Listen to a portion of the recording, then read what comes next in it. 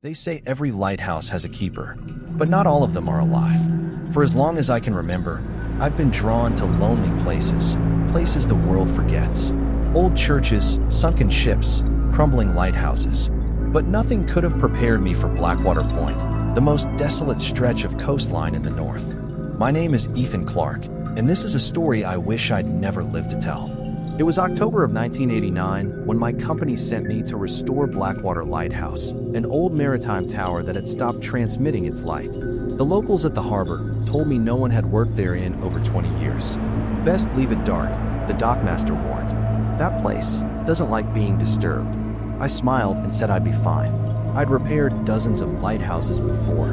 Faulty wiring, cracked lenses, leaky generators. Ghosts weren't on my checklist. I took a small boat out just before sunset. The sea was still, the air heavy with mist. From a distance, the lighthouse looked like a broken tooth rising out of the cliff, its white paint eaten away by salt and time. As I approached, I noticed something odd. The lantern glass was spotless, polished, not weathered. Someone had been here recently. Inside, the air was damp and cold. My footsteps echoed off the stone walls. There was a bed, a table, a shelf with old logbooks. One lay open, covered in dust. The last entry dated April 1963. The sea calls him again tonight. He says he hears her voice in the waves. I fear what the dark will take from him next. I shut the book. Just superstition, I thought. But something in that handwriting felt desperate. I got the generator running before dusk, the light finally spinning across the black ocean. I remember standing on the balcony, watching the beams sweep the waves, rhythmic, almost hypnotic. Then, for just a second, the light froze, flickered, and I swore I saw a shadow move along the rocks below. I leaned over the railing, squinting into the fog. No movement, just the endless crash of waves. Inside, I heated some canned soup and tried to relax. The wind outside howled like a living thing. Around midnight, I sat down to record my notes for the night, and that's when I heard it. A whisper. At first it was faint, a breath, maybe wind in the cracks. But then it shaped itself into something clear. A voice. Soft. Female. Ethan. I froze. No one else knew my name. My radio was off. My boat was half a mile away. The voice came again, a little closer this time. He's still here. Don't wake him. My flashlight trembled in my hand. I turned toward the spiral staircase. The sound seemed to come from above. Every instinct told me to leave, to get in the boat and go. But curiosity, that cursed curiosity, kept me there. I climbed the stairs slowly. The beam of my light cut through the dark, dust dancing in the air. When I reached the lantern room, everything was still. No one. Only the rhythmic pulse of the beacon sweeping across the water. Then, I noticed something strange, a wet footprint on the floor. Barefoot. Fresh. And next to it another. Smaller. Like that of a child. The next morning, I found a rusted trunk under the bed in the keeper's quarters. Inside were old photos, a pipe, and a leather journal. The name carved inside. Samuel Hargreaves, the last recorded keeper of Blackwater Lighthouse. I spent hours reading it. The early entries were ordinary, weather logs, ship counts, maintenance notes. But after 1962, they changed. The sea has been whispering her name again. I told her to stay away from the cliffs. She says she hears someone calling from the water. I can't see anyone, but the tide feels wrong. Last night, she went missing. The waves took her. I swear I heard her voice, not screaming, singing. The light must never go out. If it does, she'll return. The final entry was dated April 14th, 1963. The storm is here. The light's dying. She's calling me again. I'm so tired of the dark. I felt a chill crawl through me. His daughter, she must have fallen into the sea. And maybe grief made him lose his mind. That's what I told myself. But that night, the whispers returned. The fog was so thick I couldn't see more than a few meters. Then I heard it again. The same voice. Ethan, help me. I went outside with my flashlight, my boots sinking into the damp earth. The fog wrapped around me like it started with tapping. A slow, rhythmic tap against the window, like a fingernail. Ye living thing. Who's there? I shouted. Show yourself. No answer. Only the whisper of the sea. And then, a sound that made my blood freeze. A child's laugh, echoing faintly from the cliffs below. I followed it without thinking, slipping on wet rocks as I went. The tide was rising fast. waves slamming against the stones. And there, at the edge of the surf, stood a figure. A little girl, hair plastered to her face, dress fluttering in the wind. "Are you okay?" I yelled, but she didn't move. When I got closer, my heart nearly stopped.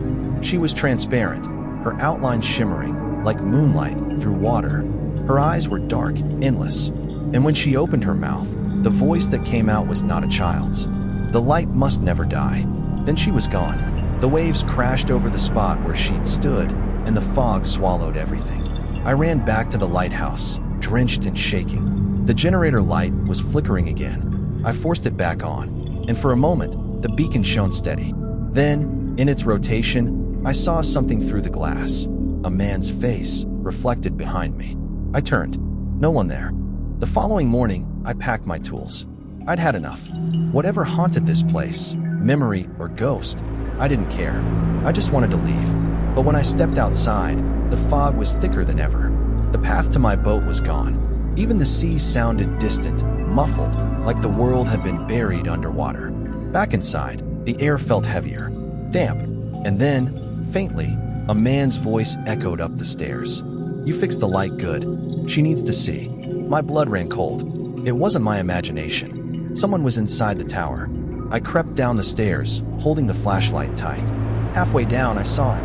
A tall man in a keeper's uniform, soaked, dripping seawater onto the floor. His skin was pale as stone, his eyes empty. "Who are you?" I stammered. He tilted his head slightly. "Samuel." The word rasped like whined through broken glass. "This place, it remembers. The sea doesn't forget. I just came to fix the beacon," I said. "I didn't mean to. She's waiting for me." His voice broke. "But the light must stay. Always. Or she'll come back." He stepped closer. I backed away until my shoulders hit the wall. "You shouldn't have answered her," he whispered. "Now she knows your name." And then he vanished. A gust of cold air swept through the hall, extinguishing the lantern. For a moment, the lighthouse went completely dark, and from the blackness came the voice again, the child's whisper, right beside my ear. "The light's out, time to go home." Panic took over. I sprinted up the stairs toward the beacon room, nearly slipping on the wet steps.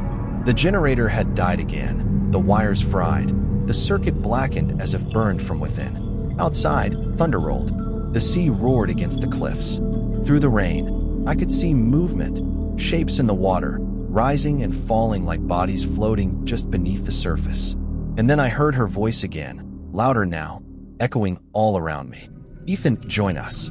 I grabbed the emergency lamp and tried to repair the circuit, my hands shaking. The moment I reconnected the wire, a blinding flash filled the room. The beacon flared to life, slicing through the fog. In that instant, I saw her clearly for the first time. The girl, standing just outside the glass, her face pale and sorrowful. Behind her, Samuel, the keeper, holding her hand. They looked at me, and both smiled. Then, with a gust of wind, they faded into the light. The beacon hummed steady again. The fog began to thin. By morning, the sea was calm. The sun rose like nothing had happened. I climbed down to the rocks where I'd seen her, and there, half buried in the sand, I found something glinting. A small silver locket, engraved with 2 initials. SH. Inside was a photo, a man and a little girl, smiling beside the lighthouse. I left Blackwater that afternoon. The light still shines there to this day, a perfect, steady beam sweeping across the waves. But the locals say sometimes, on stormy nights, they hear voices in the fog, a man's low tone, and a child's soft laughter. And if you ever visit the coast, listen closely when the wind is right. You might hear it too, a whisper carried through the dark. Keep the light on always. Not all ghosts haunt for vengeance. Some just don't want to be forgotten. And in that lonely tower by the sea, their light will never fade.